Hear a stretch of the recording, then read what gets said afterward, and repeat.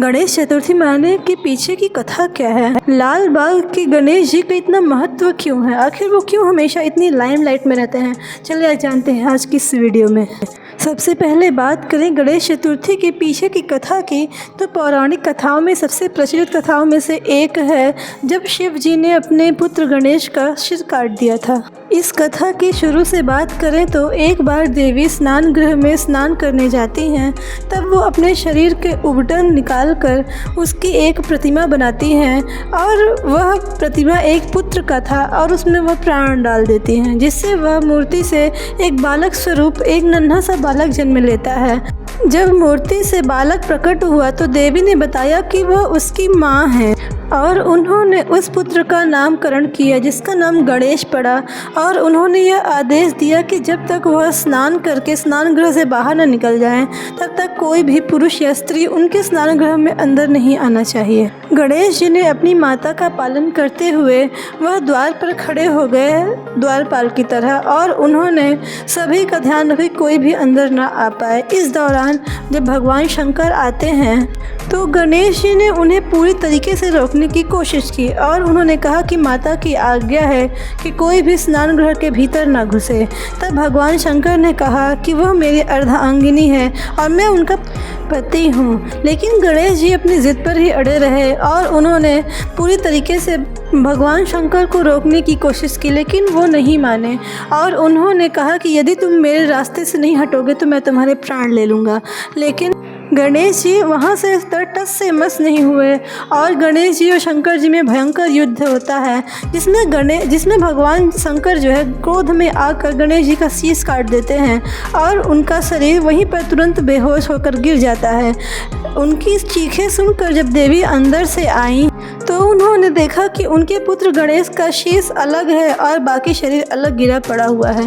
ऐसे में वो क्रोध के आवेश में आकर पूरे संसार को नष्ट करने की बात कहती हैं, जिसे सारे देवी देवता सुनकर भयभीत हो जाते हैं और यह आश्वासन दिलाते हैं कि हे प्रभु शंकर, इनको पुनः जीवित कीजिए। लेकिन भगवान शंकर कहते हैं कि ऐसा संभव नहीं हो सकता, क्योंकि एक बार व्यक्ति का प्राण निकल जाए तो पुनः जीवित करना असंभव है, क्योंकि यह सृष्टि के नियम के खिलाफ है। लेकिन भगवान शंकर को यह डर था कि यदि वो ऐसा नहीं करते हैं तो संसार को नष्ट होने में तनिक भी समय नहीं लगेगा, क्योंकि देवी बहुत गुस्से में थी। बहुत विचार विमर्श के बाद भगवान शंकर ने कहा कि सारे देवी देवता उत्तर दिशा की ओर जाएं और जो पहला जानवर मिले उसकी अनुमति और उसकी इच्छा के अनुसार उसका शीश काट कर ले आएं, और यदि वह जानवर मना कर देता है तो यह काम फिर असंभव हो जाएगा, फिर गणेश कभी भी पुनर्जीवित नहीं हो पाएंगे। भगवान शंकर की आज्ञा पाकर देवी देवता उत्तर दिशा की ओर जाते हैं और उन्हें सबसे पहले हाथी दिखाई देता है।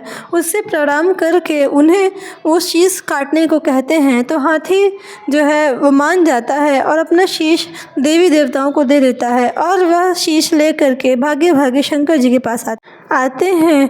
फिर शंकर जी ने हाथी का शीश ले करके उस मृतक शरीर में लगा दिया और उसमें प्राण डाल दिए, जिससे गणेश जी पुनः जीवित हो गए। सारे देवी देवताओं ने उन्हें प्रथम पूज्य होने का आशीष दिया और यह वरदान दिया कि गणेश जी को प्रथम पूजा जाएगा और वो विघ्नहर्ता हैं, सारे के सारे कष्ट दूर करेंगे गणेश जी। इस वजह से फिर ये गणेश चतुर्थी की स्थापना हुई। तब से लेकर के आज तक पूरे भारतवर्ष में गणेश चतुर्थी के पर्व में गणेश जी को पूजा जाता है पूरे विधि विधान के साथ। लेकिन गणेश जी का जो मेन महत्व है वो मुंबई के लाल बागचा राजा को इतना ज़्यादा नेम फेम मिला, इसके पीछे की कथा क्या है ये भी मैं आपको ज़रूर बताऊंगी। वैसे तो गणेश चतुर्थी पूरे भारतवर्ष में बड़े ही धूमधाम से मनाई जाती है, लेकिन मुंबई के लाल बाग में उसे एक पूरे त्यौहार की तरह मनाया जाता है। इसके पीछे की असली वजह यह है कि लाल बाग का पहली जो मूर्ति है वो 1934 में रखी गई थी। 1934 में जब लाल बाग के पहले राजा के रूप में गणेश जी स्थापित हुए प्रथम बार, उनकी मूर्ति कुछ इस प्रकार दिखती है। मुंबई के लाल बाग में उस समय के समाज सेवी और कुछ लोगों ने यह सोचा कि देश को आज़ाद कराने के लिए हमें एकत्रित होना होगा। हर वर्ग के लोग एक साथ बैठ कर के मीटिंग करें और यह डिसाइड करें कि हमारा देश कैसे आज़ाद हो सकता है। तो इस बीच में यह एक मत आता है कि हमें एक गणेश चतुर्थी का आयोजन करना चाहिए, जिसमें हर श्रेणी के व्यक्ति शामिल होंगे और इसे एक महत्व देंगे। और यह कोई धार्मिक नहीं बल्कि एक सामाजिक संगठन होगा, जिसमें सब लोग अपना अपना सहयोग करेंगे और देश के हित के बारे में सोचेंगे। और ऐसा हुआ भी, जिसके पास जो भी सहयोग था वो गणेश जी के ऊपर समर्पित करते थे और अपने विचार विमर्श एक दूसरे के साथ साझा करते थे, जिससे यह बहुत ही प्रसिद्ध होने लगा धीरे धीरे, क्योंकि यहाँ पर हर समुदाय के व्यक्ति इनके दर्शन को आते थे और अपनी इच्छा जाहिर करते थे भगवान गणेश से।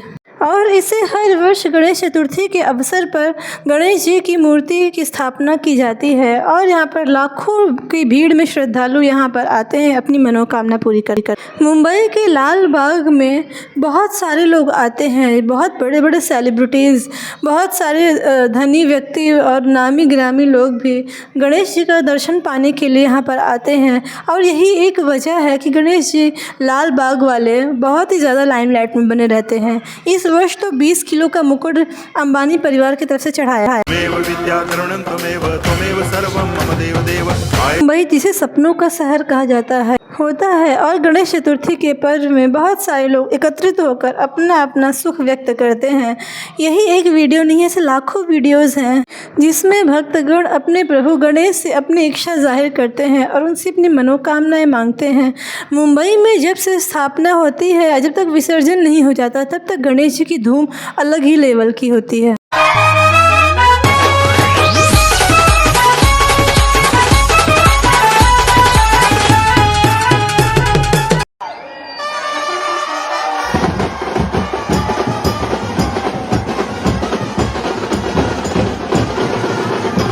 गणेश चतुर्थी के दौरान लाल बाग में इतनी भगदड़ मच जाती है कभी कभी कि लाखों लोगों की जानें ऐसे ही चली जाती हैं। जब इनका विसर्जन होता है गिरगांव चौपाटी में, तब का नज़ारा देखने लायक होता है कि लोग सड़कों पर, खंभे में, कभी खिड़कियों में लटक लटक कर भगवान गणेश जी के दर्शन को आते हैं। यदि यही श्रद्धा यदि अपने माँ बाप के प्रति रखें तो ऐसे लाखों जानें नहीं जाएंगी। और गणेश भगवान वैसे ही खुशी रहते हैं, वो ये नहीं चाहते कि लोग ढोंग दिखाने के लिए उनके मंदिरों में आए।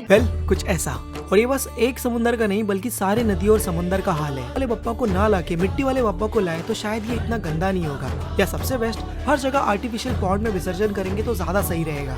और हाँ, शो ऑफ छोड़कर बड़ी मूर्ति की जगह छोटी मूर्तियाँ भी बहुत है, क्योंकि बप्पा को लाने से लेके विसर्जन करने तक हम बहुत प्यार दिखाते हैं, मगर विसर्जन करने के बाद हमारा प्यार कहाँ चला जाता है। और सबसे गलत चीज पता है क्या है? हर कोई आरती और आगमन के समय आना चाहता है, मगर जब बात आती है उन्हीं बप्पा को विसर्जन के बाद साफ करने की, तो टाइम नहीं है बोल के बात को टाल दिया जाता है।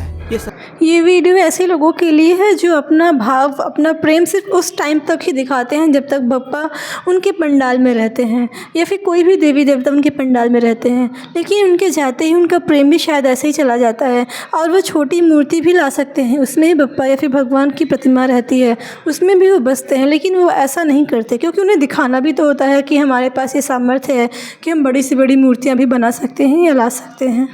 भगवान तो हर जगह विद्यमान है, वो तो कण कण में बसते हैं। बस हमें हमारा नज़रिया बदलने की आवश्यकता है। बाकी भगवान तो हमारे भीतर भी हैं, हर एक इंसान में, हर एक जानवर में। बस हमें ही देखने की आवश्यकता है, हमें ही वो कहीं नहीं दिखाई देते, जबकि वो हर जगह हैं। खैर, आज की इस वीडियो को यहीं पर समाप्त करते हैं। नमस्कार। आप सभी को गणेश चतुर्थी की हार्दिक शुभकामनाएं। उम्मीद है कि इस वीडियो से किसी न किसी को थोड़ी बहुत समझ आई होगी कि भगवान के प्रति हमारी कैसी आस्था होनी चाहिए। चलिए अब रखते हैं इस वीडियो को। जाते जाते चैनल को सब्सक्राइब कर दीजिए, और एक लाइक से आप हमारा कितना मोटिवेशन होता है शायद आपको नहीं पता होगा, लेकिन कोई नहीं, आप लोग अपना काम कीजिए, मैं अपना काम करूँगी। नमस्कार।